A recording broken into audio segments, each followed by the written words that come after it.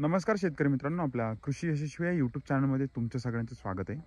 मित्रांनो, पीक विमा संदर्भात एक खूप महत्त्वाचा अपडेट आहे. त्या संदर्भात आपण हा व्हिडिओ बनवतोय.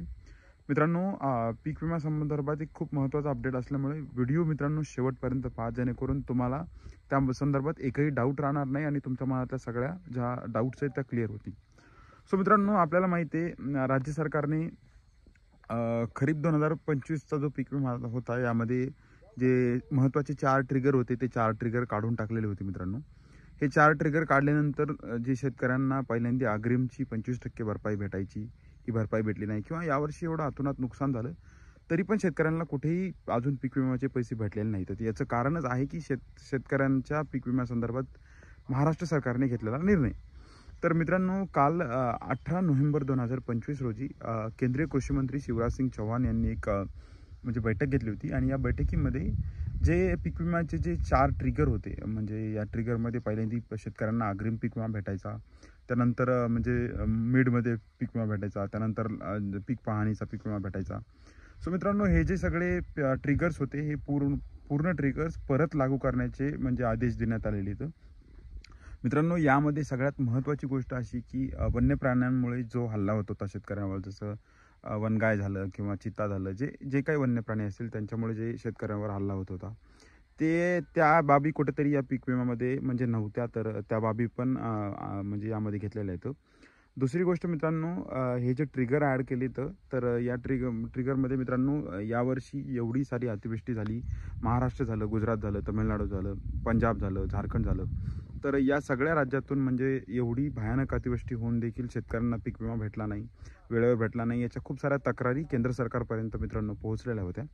आणि मित्रांनो, याचमुळे केंद्रीय कृषी मंत्री यांनी एक निर्णय घेतलेला आहे. यामध्ये वन्य प्राण्यांचे जे हल्ले आहेत ते पण बाबी ज्या आहेत त्या पीक विमा योजनेमध्ये सहभागी करण्यात आलेल्या आहेत. आणि जे भात पीक आहे मित्रांनो, ज्या भात पिकाला विमा संरक्षण नव्हतं, ते भात पीक पण यामध्ये ॲड करण्यात आलेलं आहे मित्रांनो. सो हे खूप दिलासादायक अपडेट आहे. आपल्याला माहिती आहे यावर्षी एवढी अतिवृष्टी झाली, पण शेतकऱ्यांना कुठेही पीक विमा वगैरे भेटला नाही आणि त्यामुळे कुठेतरी खूप साऱ्या तक्रारी गेल्या होत्या केंद्र शासनापर्यंत. तर शिवराज सिंग चौहान जे केंद्रीय कृषी मंत्री, त्यांनी एक निर्णय घेतलेला आहे आणि हे जे 4-5 ट्रिगर जे काढून टाकलेले आहेत, ते ट्रिगर परत पुढच्या वर्षीच्या म्हणजे 2026च्या खरीप हंगामापासून हे सगळे ट्रिगर परत लागू होणार आहेत, जेणेकरून शेतकऱ्यांना जो पीक विमा आहे तो वेळेत मिळेल. मित्रांनो, पीक विम्याचं संरक्षण यासाठीच असतं की शेतकऱ्यांना जो पीक विमा आहे तो वेळेत भेटला पाहिजे, कारण की त्यामुळे शेतकऱ्यांना पुढच्या हंगामासाठी खूप फायदा होतो. तर त्यामुळे केंद्रीय शिवराज सिंग चौहान या मंत्र्यांनी यांनी खूप एक चांगला निर्णय घेतलेला आहे आणि जे पूर्वीचे ट्रिगर होते ते पूर्वीचे ट्रिगर पूर्ण ॲड केलेले आहेत आणि जे भात पीक होतं त्याला पण यामध्ये ॲड केलेलं आहे. आणि सगळ्यात महत्त्वाचं, आपल्याला पण माहिती आहे आपल्याकडे किती चित्ताचे हल्ले होत आहेत किंवा वाघ झालं किंवा वनगाय वगैरे जे काही वन्य प्राणी असतील, यांच्यामुळे जे हल्ले होत आहेत ते पण या पूर्ण पीक विम्याचा म्हणजे जे निर्णय आहे त्यामध्ये ॲड केलेले आहेत. त्यामुळे आता वन्य प्राण्यांचा हल्ला जरी झाला तर आपल्याला त्याचा फायदा होईल. तर मित्रांनो, तुम्ही यामध्ये बघू शकता कृषी मंत्रालयाचं हे परिपत्रक आहे. शेतकऱ्यांना कृषी आणि शेतकरी कल्याण मंत्रालयाचा आणखी एक मोठा दिलासा. यामध्ये बघू शकता मित्रांनो, केंद्रीय कृषी मंत्री शेतकरी कल्याण मंत्र्याने वन्य प्राण्यांच्या हल्ल्यामुळे होणारे पीक नुकसान आणि भात पिके पाण्याखाली जाण्याच्या घटनांचा प्रधानमंत्री पीक विमा योजनेअंतर्गत समावेश करण्याला मान्यता दिली आहे. त्यामुळे शेतकऱ्यांना मोठा दिलासा मिळाला आहे.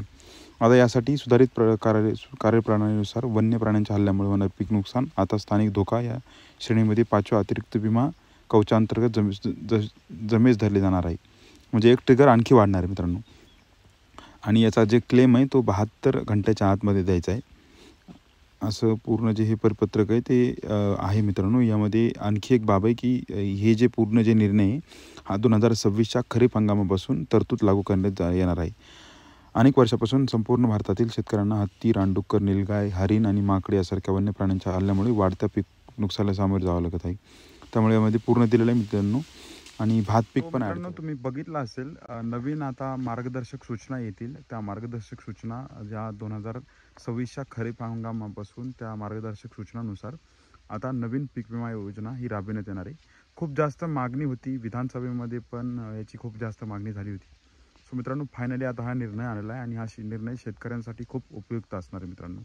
सो मित्रांनो, आपला प्रयत्न असतो तुमच्यापर्यंत एक खरी आणि जेन्युइन माहिती पोहोचण्याचा. तुम्हाला आपला व्हिडिओ मित्रांनो आवडला असेल तर कृपया या चॅनलला सबस्क्राईब करा. या व्हिडिओला लाईक करा आणि या चॅनलची लिंक तुमच्या मित्रमैत्रिणींसोबत शेअर करा. धन्यवाद.